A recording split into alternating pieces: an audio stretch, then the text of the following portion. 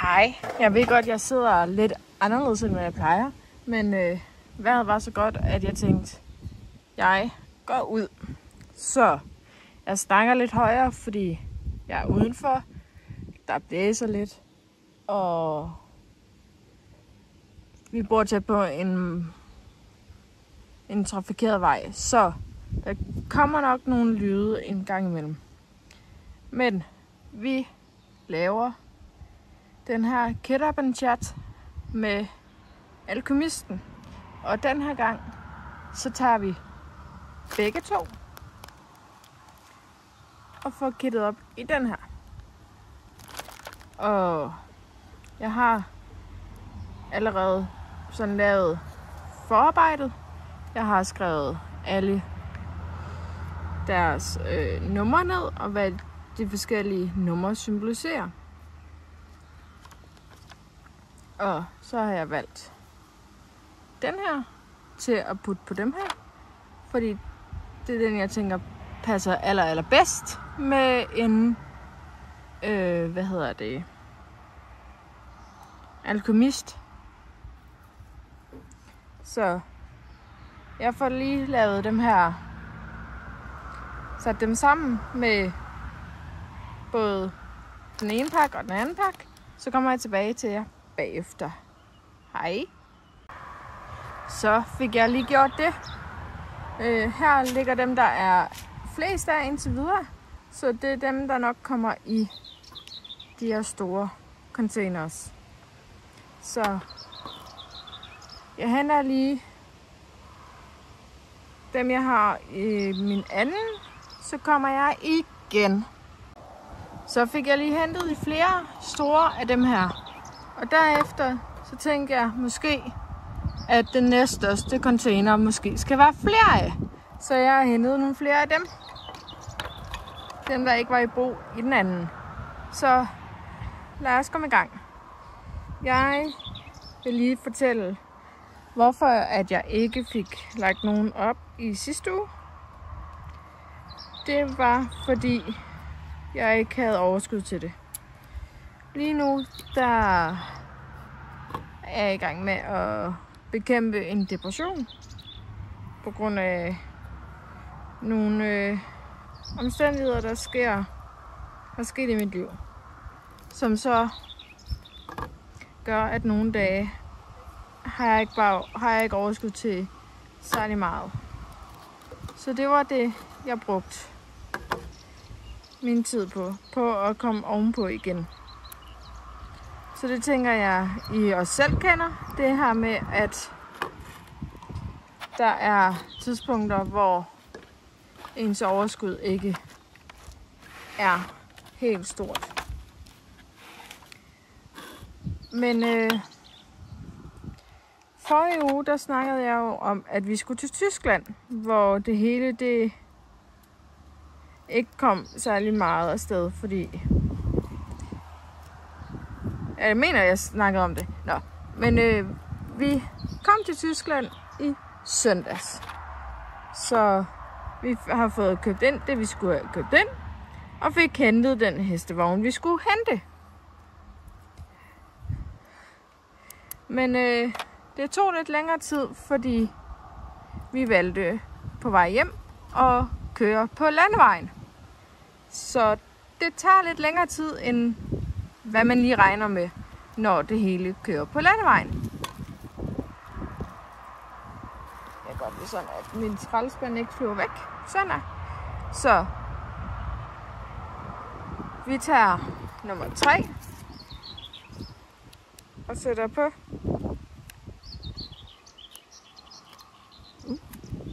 Så skal jeg også lige ramme.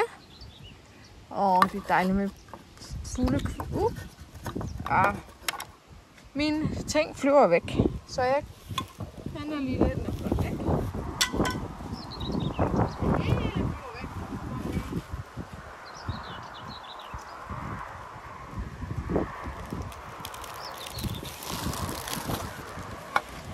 Så holder jeg bare imellem.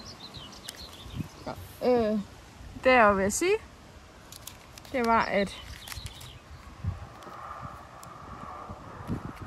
Vi kom til Tyskland, og det vi skulle handle, fik vi handlet. Og så i torsdags, der var svigerfamilien her. Så valgte vi at tage på Jensens Bøfhus. Så valgte min ankel lige, at den skulle vride om. Så siden i torsdags har jeg haft en forstuvning på min ankel. Ja.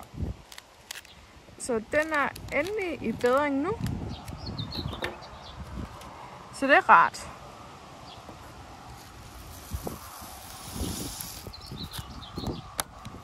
Der var alle nummer 3. Så skal vi have nummer 13. Nummer 13 er nummer F.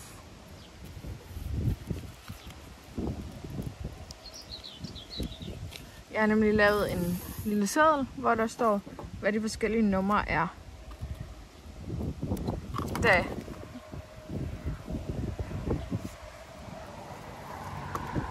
Da som I kan se her, der står bare et nummer og koden til diamond painting. Der står ikke, hvad for et DMC eller farvekode der er på, eller hvad for en bogstav det er. Det er hvad for et symbol det symboliserer.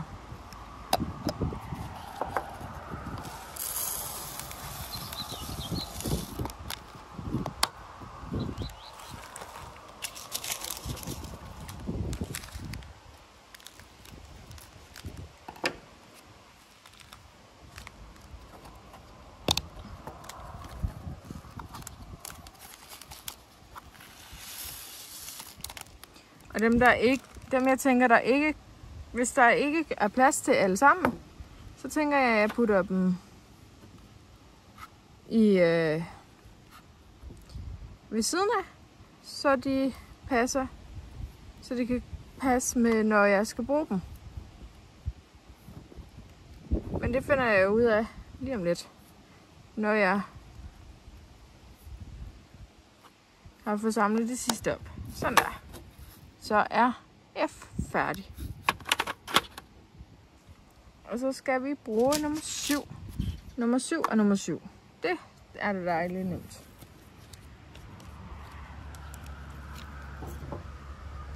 Nå, vi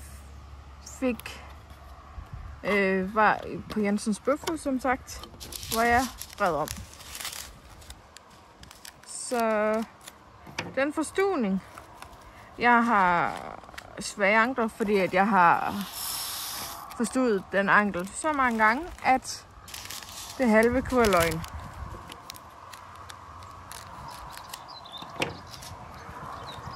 Nå, den kunne egentlig godt have været en mindre. Men nu bliver det sådan, som jeg har valgt det. Nå, så kommer dem, der fylder mest.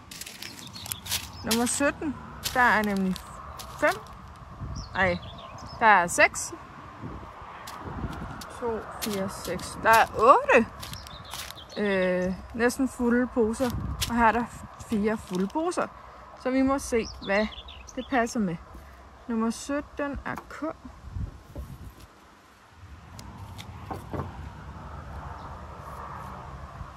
Og det har jeg lavet i dag indtil videre, det er at få vasket tøj, fordi jeg har valgt, at hver tirsdag er vaskedag. Fordi så er det meget nemt for mig at overskue. Og så er det også nemt for min mor, som vi bor med, kan vaske alle andre dage.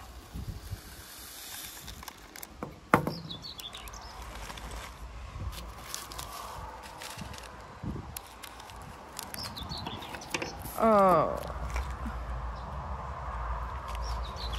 så får vi tørret alt,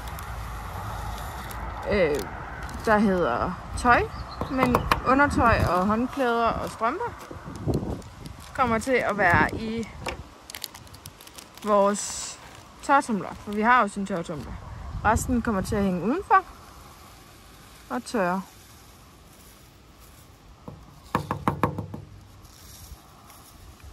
Kan det sidste være der?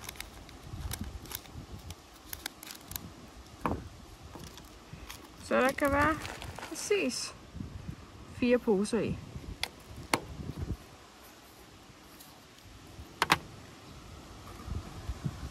Og i det her, der er så mange ekstra sikkert. Så dem der rører ved siden af, de bliver bare smidt ud, fordi der er nok med. Så 16, hvad hedder den? Den hedder J.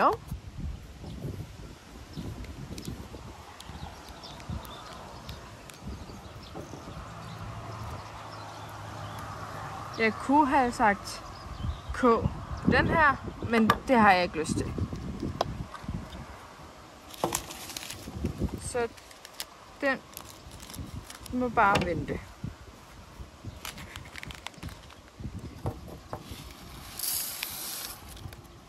Nå, hvad er der ellers sket i mit liv?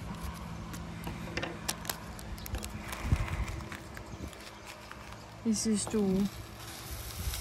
Jo, vi var til børnekarneval i lørdags. Og hvor vi stod sammen med Aalborg Pirates skibet. Det var os, der havde kamparenaen og havde den skattejagt, der var med alle de magiske dyr. Det var os, der havde det. Det var mig på krykker, hvis I så nogen, der gik med krykker og havde. Det var mig.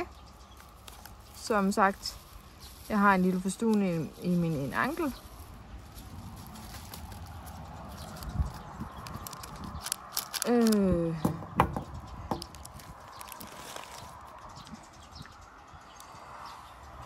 Det er, hvad jeg kunne fornemme og se gennem det hele, at det var et kæmpe succes.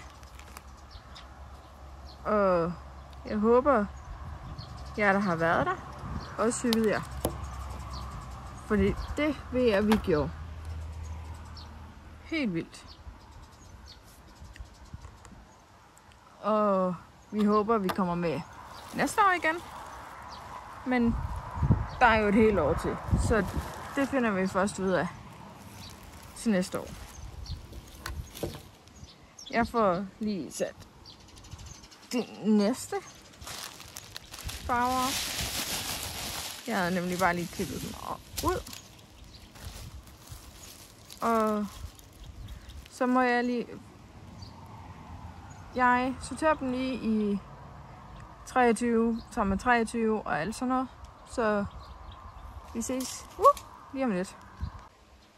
Så kom vi så langt, at nu har jeg valgt fra 1 til 20. Nej, fra 1 til 10 hedder det. Men jeg fik ikke lige fået dem sorteret, men det kan vi jo gøre sammen.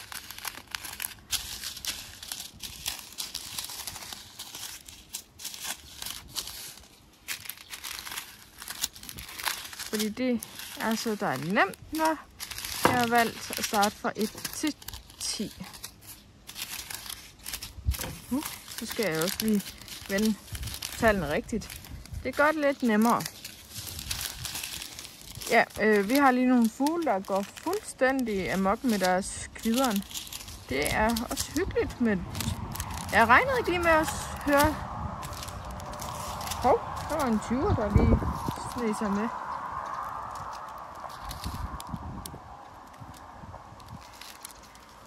Jeg skal lige finde den rigtige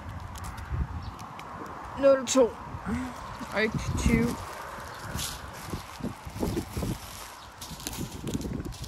Og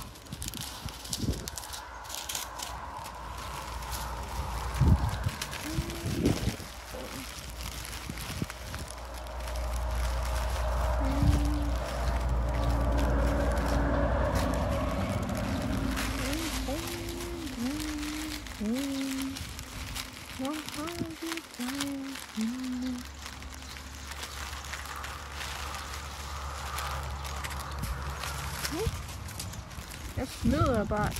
Den kom selv trillende. Ikke trillende, tryllende. Men jeg kan lige sammen sådan der.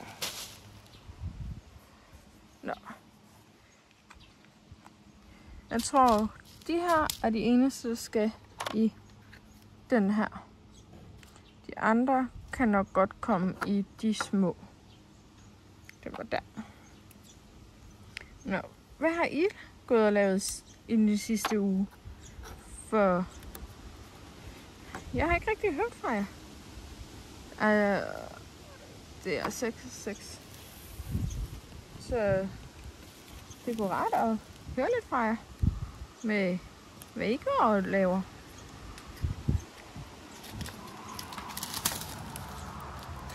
Hov, det var 4, jeg skulle vælge.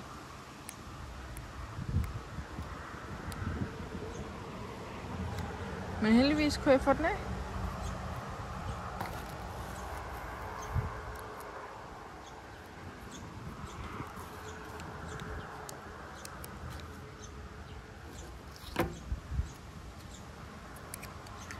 Og fordi at der er de her pletter på, det er fordi jeg kommer til at sprøjte den med solcreme, fordi hellere beskytte sig selv, end blive totalt solbrændt. Det har vi ikke rigtig lyst til.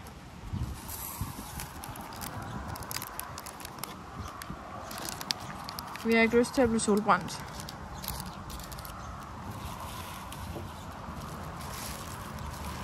Hvordan er vejret hos jer? Vi har solrigt, men der blæser en lille smule, men sådan er det. Det kan man aldrig rigtig undgå i det danske sommervejr. Har I nyt solen?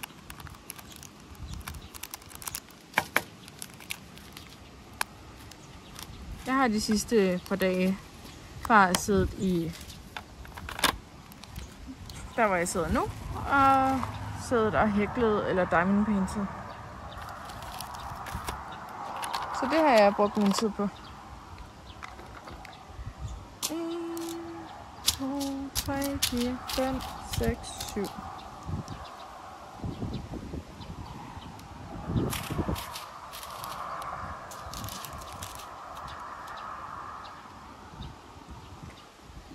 Okay. 1, 2, 3, 4, 5, 6, 7. Jo.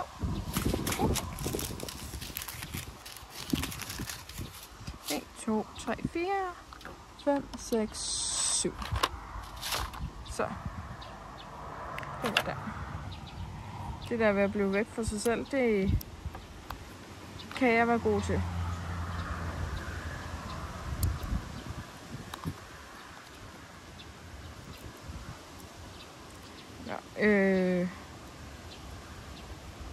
Hvad der er sket, det er cirka det, alt det jeg har fortalt indtil videre, er det der er sket i mit normale liv, eller mit private liv.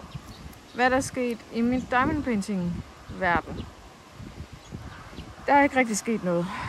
Udover i dag har jeg lavet en masse videoer, hvor jeg har pre-recordet videoen for at have noget at lægge op det næste stykke tid.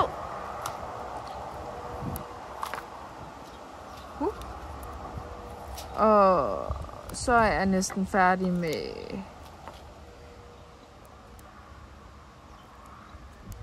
smykkehandlerens skilt. Jeg mangler en række, så den regner jeg med at blive færdig med i dag. Efter jeg er færdig med den her, så skal jeg af den her video, så skal jeg i gang med min, med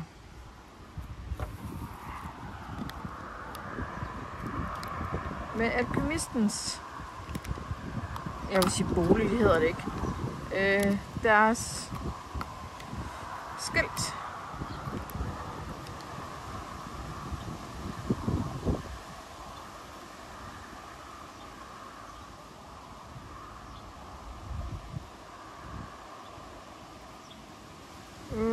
A, 9 er B, og 10 er C. Nå,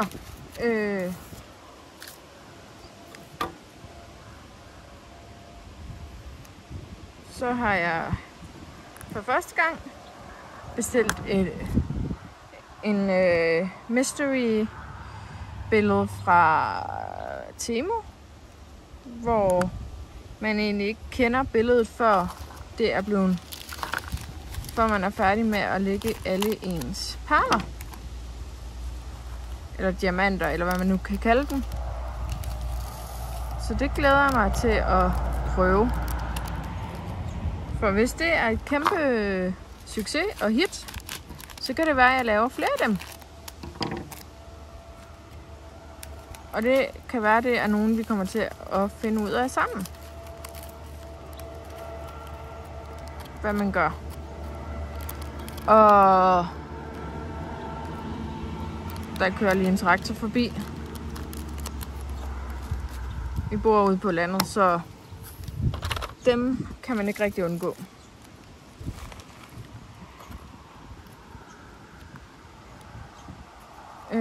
Hvad har vi ellers? Hvad ellers? Det er det, jeg sådan cirka har købt. Og så har jeg købt nogle af de her, der skulle være nemme at tage diamanterne med. Sådan en pind. Men dem får vi lige prøve. Lov til at prøve. Jeg kommer til at lave en... hvad hedder de? De hedder... kan de være der? Nej. De skal lige i en næste bøtte. Nå, sådan en review med om det var noget for mig. Den her preloaded single placer pind. Indtil videre kan jeg sige nej, fordi det er ikke mange perler, den kan samle op ad gang. Eller ikke perler, særlig mange perler, den kan gøre af gangen, før den skal loades igen, eller skrues på. Det kan være, det er kvaliteten, fordi det er en Temu pind, men jeg har ikke haft problemer med det med nogle af mine andre pinde fra Temu. Så jeg kommer til at lave en review eller en mine tanker omkring den, fordi det er ikke lige det bedste. Det ikke lige var noget, jeg tænkte, woohoo, ja. Så kan det også være, at vi prøver lige, at om 5 skal i en større, eller om de skal blive i den her.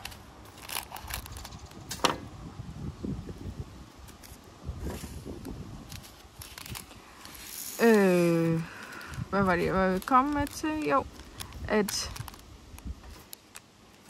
det er ikke noget, jeg vil anbefale til nogen. Derudover så kommer der nogle videoer omkring 5D diamond painting med hvad for nogle diamond painting jeg ønsker mig fra dem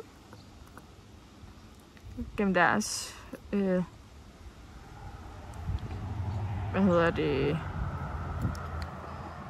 firma. Og det er nogen jeg helt klart kan anbefale, fordi deres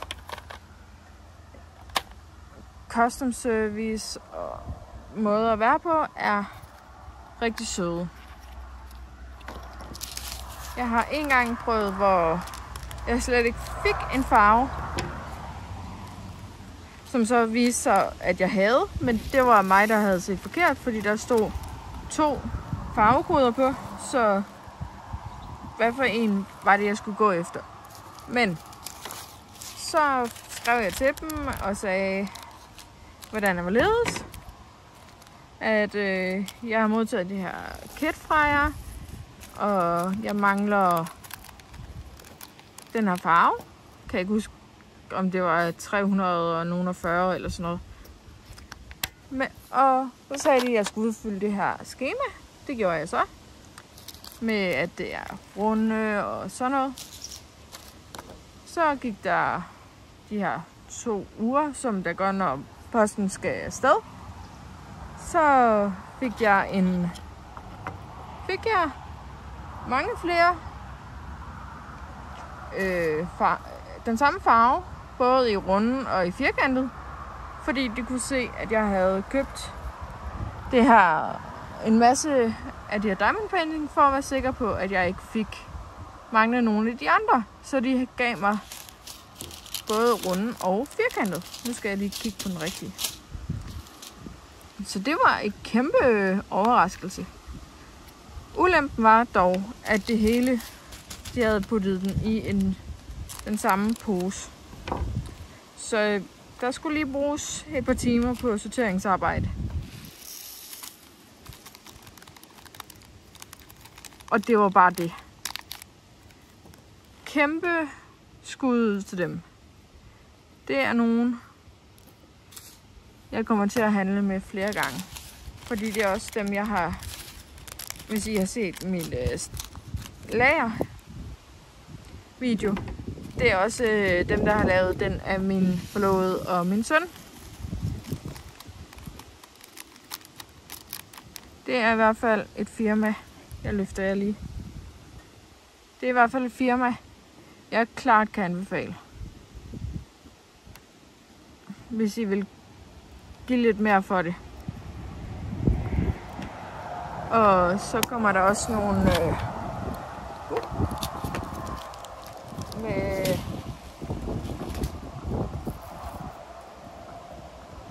ni er B. Vi prøver. Nå,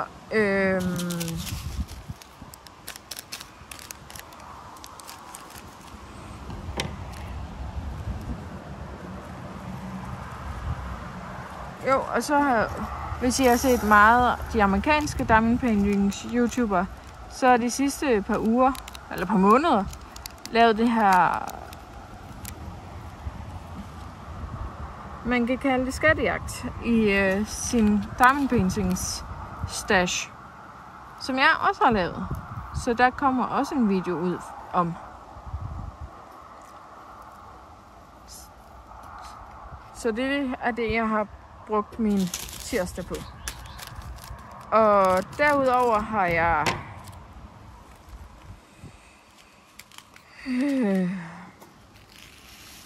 ja, det er cirka det, jeg har brugt min tid på. Jo, det jeg var ved at sige før, det var, at jeg også har lavet på min søns fødselsdagsgave.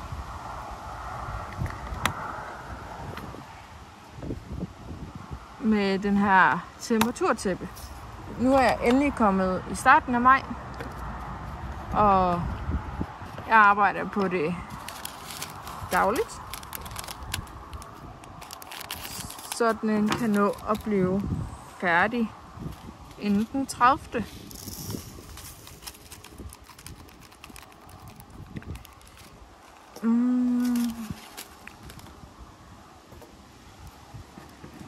Hvad har jeg? Det er det, jeg har sådan lavet i YouTube-regi. Så hvad har jeg lyttet?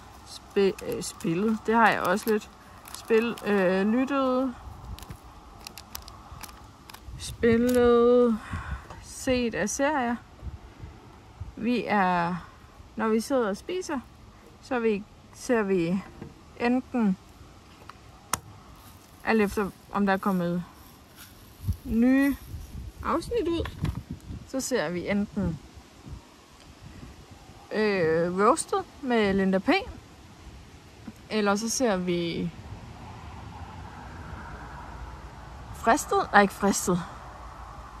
Forræder. Og til sidst, så når der ikke er kommet nye af de andre, så ser vi en serie, der hedder Under the Dome, som jeg snakkede om enten forrige uge eller sådan noget.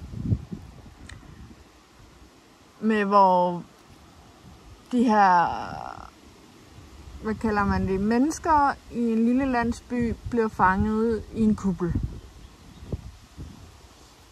For at sige det sådan pænt. Nå, jeg finder lige fra 11 til 20. Fra 11 til 20 og lægger dem på her. Så ses vi lige om lidt. Så er alle fra 11 til 20, udover dem, der er kommet op. Så ser vi dem lige sammen.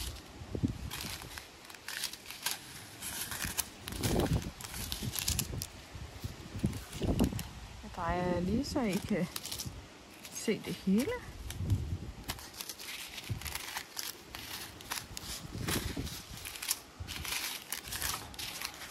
Den 15, 19 og 14. Og 14. Nå. Så skal vi have 11. Det er D.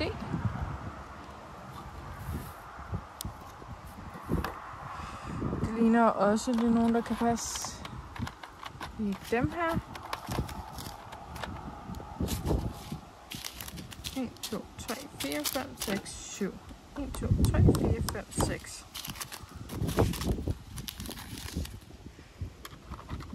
7.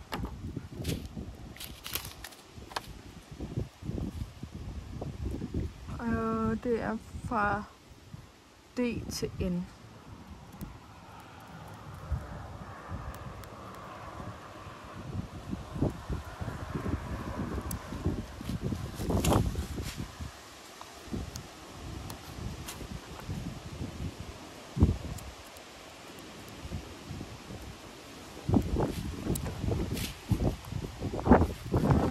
Jo, vi var ved at snakke om, hvad jeg har lyttet til og set og spillet. Jeg har nogle mobilspil på min computer. Ja, på min mobil, som jeg har siddet og spillet, når der har sket for mange ting omkring mig.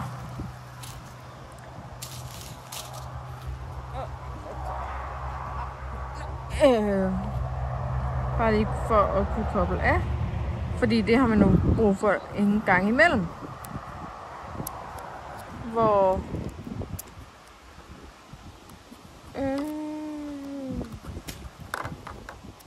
ja, det er det, jeg som primært har spillet. Og hovsa, hvad jeg har lyttet til, det har været de samme podcasts som de sidste par gange. Med Sjøtministeriet, The Last of Us,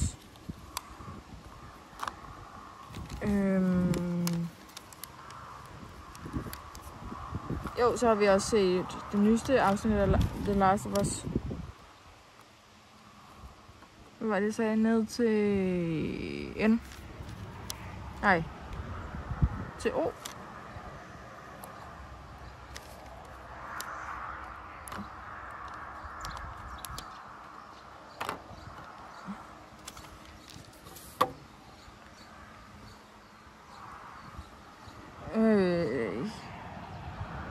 Hvad var det?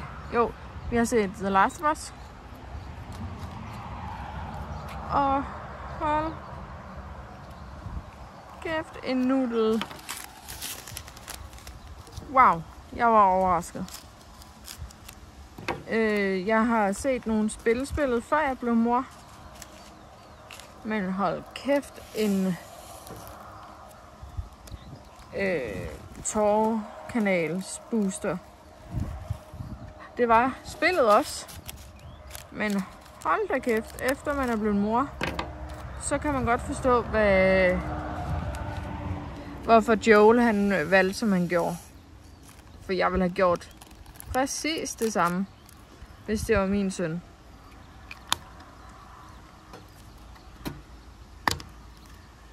Men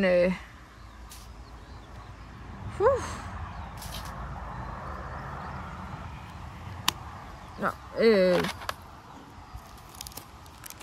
derudover, jo, så hører jeg også podcasten omkring Last of Us, og hvad instruktøren og spil, ja, det jeg plejer at snakke om. Dem har jeg også hørt. Dog er jeg et afsnit bagud. Jeg er sidste afsnit bagud. Så afsnit 6 er jeg bagud. Den skal jeg høre, mens jeg Diamond Painter næst. Efter det her. Så tager vi 19, når den bliver ved med at sige, tag mig. Så tager jeg dig, 19.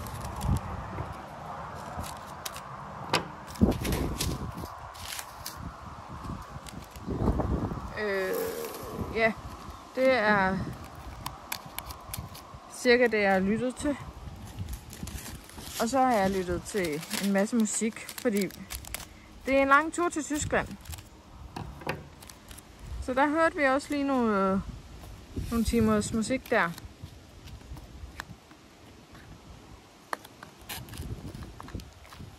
Det er nu vejr. Luk, tak. 14 er G.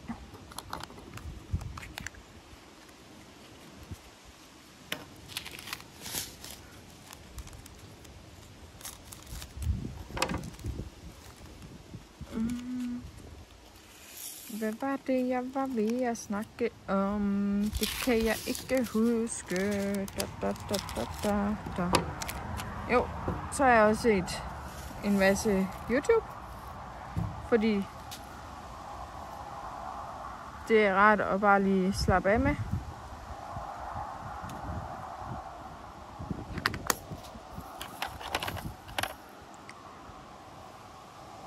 Mm. 15 er H.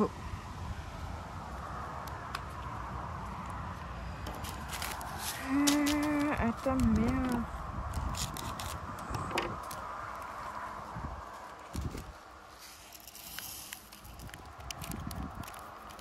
Nej, der er ikke rigtig mere, men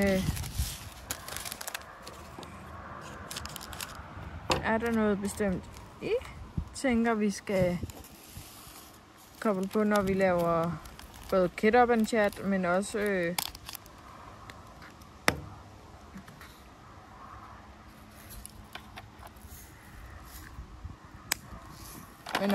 når vi laver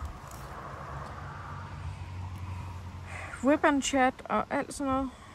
Fordi jeg kan sagtens finde på en masse at snakke om.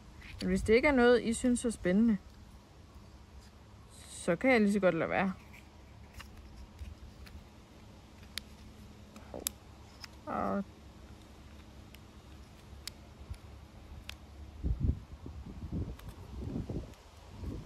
sådan der. L er 18.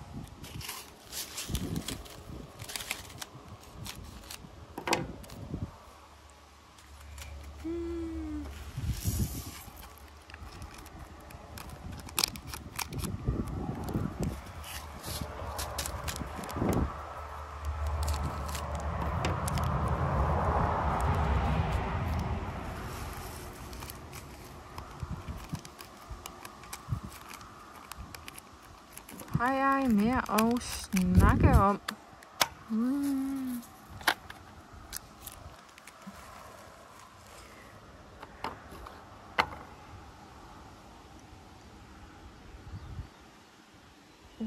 Det er 20.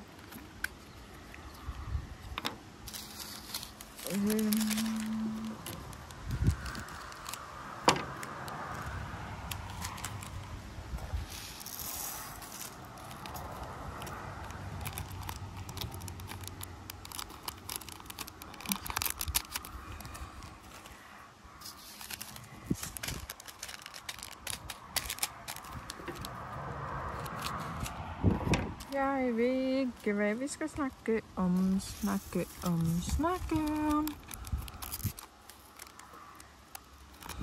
Jo, hvis I har nogle børn, hvad gav I jeres barn eller nevø og niece i deres 1-års fødselsdag? Fordi det skal vi snart fejre herhjemme. Hovsa, det var ikke meningen. Ja. Filmer jeg overhovedet? Det gjorde jeg. Nå. Jo, hvad giver I? Hvad har I givet til jeres børn til 1-års fødselsdag?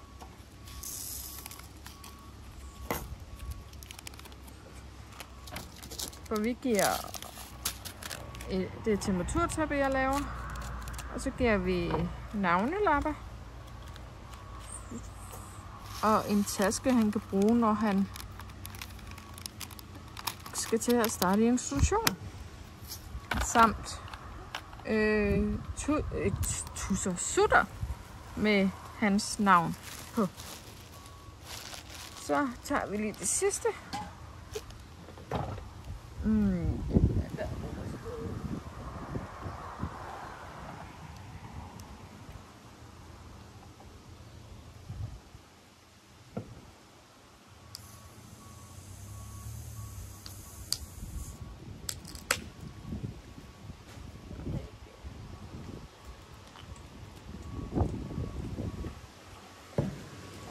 Okay,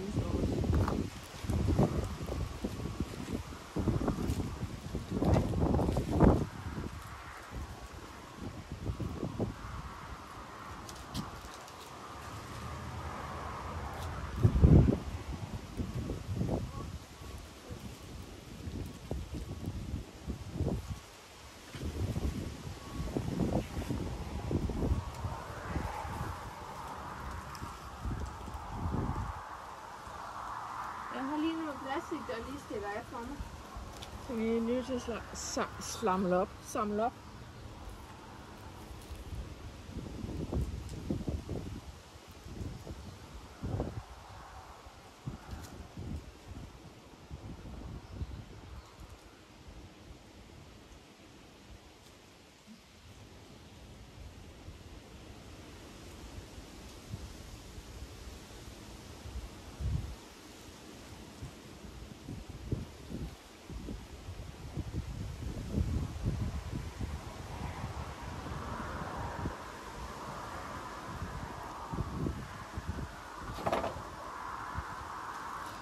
Og så, undskyld, er jeg kommet tilbage med de sidste farver.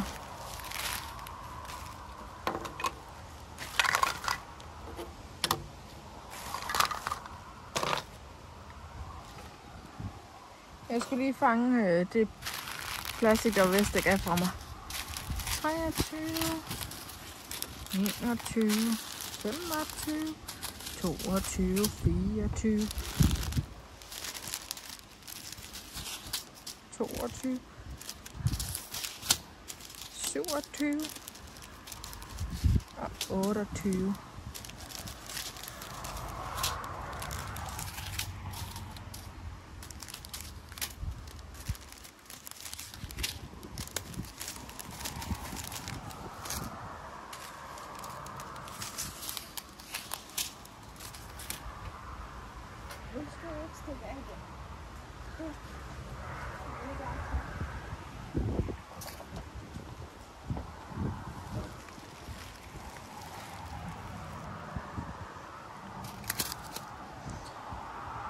Jeg kan i hvert fald se, at der er nok 2, der skal i dem her. Det er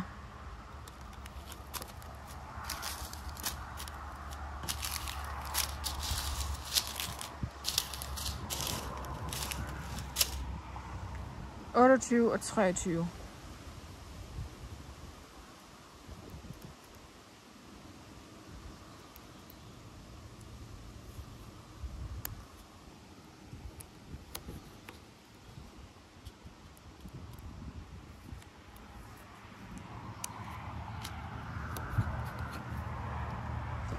28 er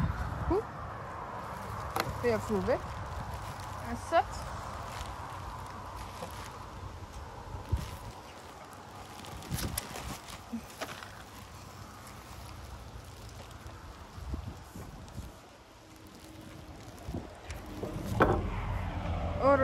Er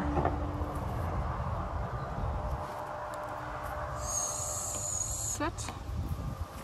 Og 23 er is.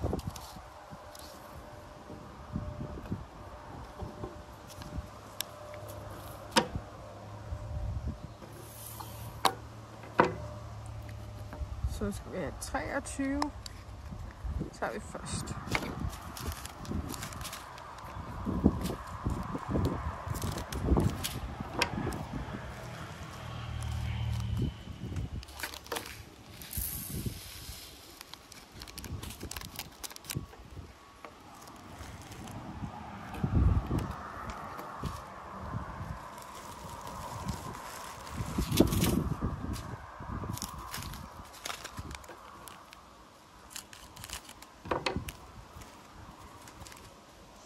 Jeg henter nummer 26 bagefter.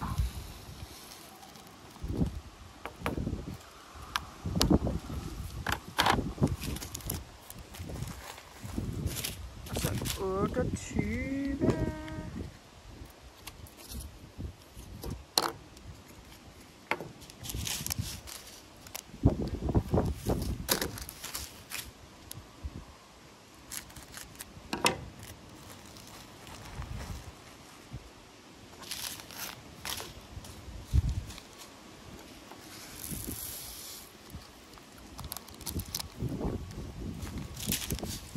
Og derefter, når vi er kommet,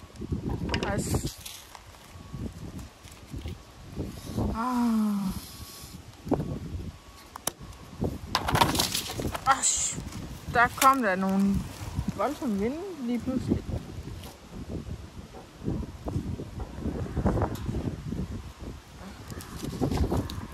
Nå, det sidste kan godt komme her på. 2, 3, 4, 5, 6. 2, 3, 4, 5, 6.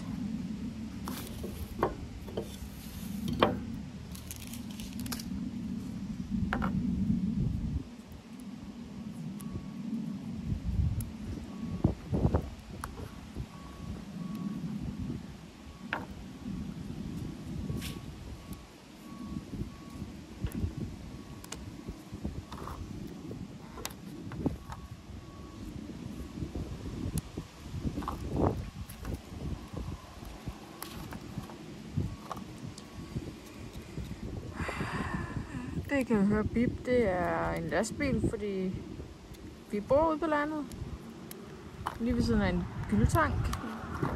Og der skal de jo have muligheden for at hente den gylde, de skal bruge. Så det er ikke så tit, vi kan lukke gylden, men den er der engang imellem. Oh god. Jeg skal nok gå ud og løbe så. Nå. Vi får lige sat det sidste på. Det er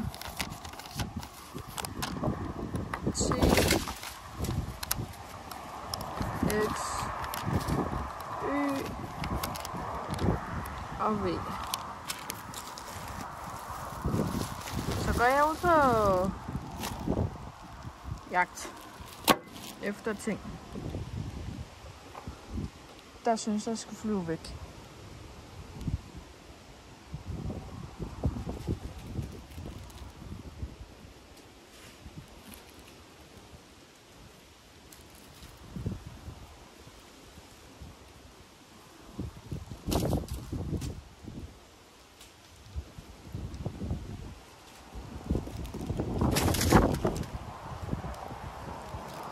Men det er også min skyld, at tingene flyver væk, fordi jeg har valgt at sidde udenfor og gøre det. Nå. 24.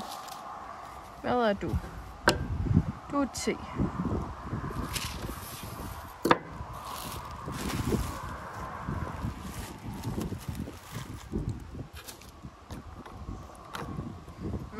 Det er det sidste.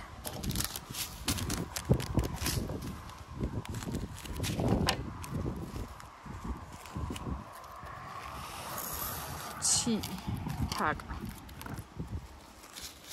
Og derefter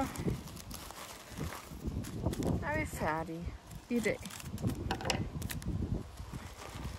Jeg synes det er vildt, de der bare kan få snakke og snakke og snakke og snakke og snakke og snakke.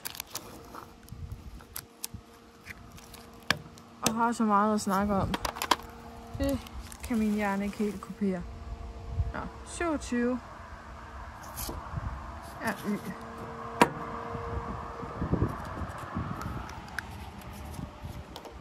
Fordi, jo, jeg kan snakke med rigtig gode venner og veninder om alt og ingenting i flere timer. Men jeg skal lige vende mig til at også gøre det i de her sammen med jer.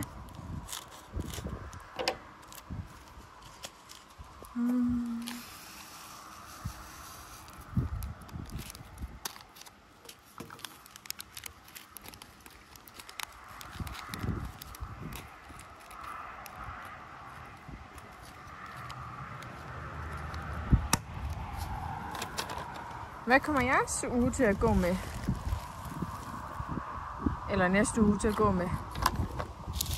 Mundtlige eksamener. Jeg mangler en 25'er. Hvor er du stukken af hen? Hvor langt er du fløjen hen?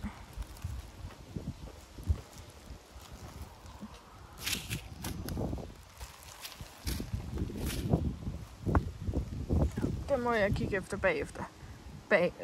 Bagefter. Yes. Nå. 21 er P.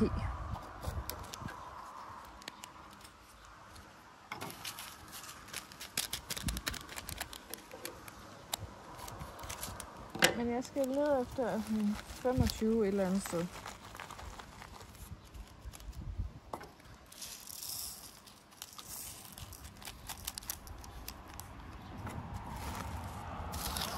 Ellers så har jeg i hvert fald sikkert en farve et eller andet sted. Farver, der passer til i min ekstra diamanter rundt omkring. Jeg gemmer nemlig alle mine diamanter. 22 er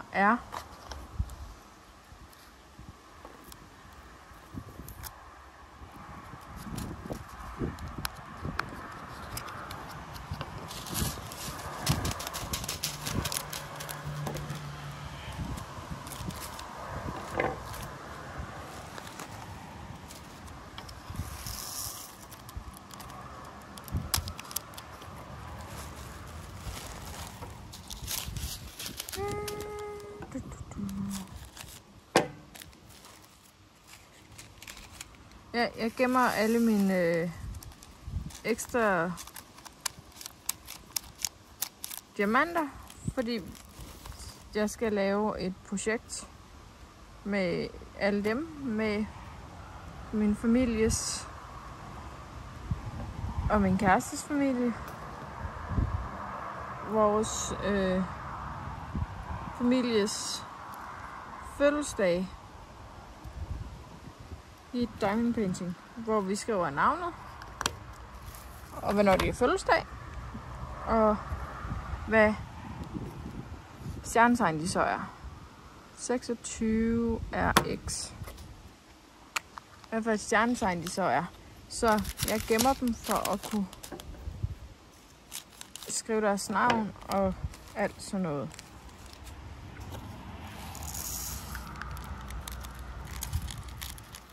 Så det er en slags evighedskalender, uden at være en evighedskalender.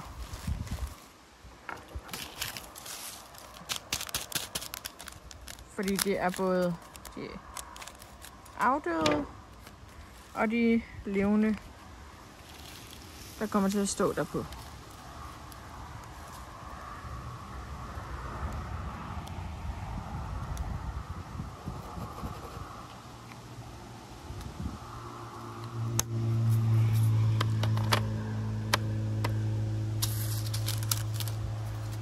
Og så skal jeg lige på jagt efter den sidste,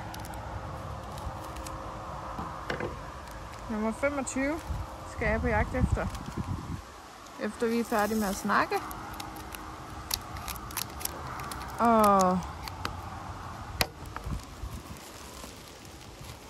tak fordi du så med. Og please like, subscribe og alle de der YouTube-ting. Og jeg håber, vi ses i min næste video. Og som tatoveringen siger, be yourself, for ingen andre kan være dig. Vi snakkes. Hej hej!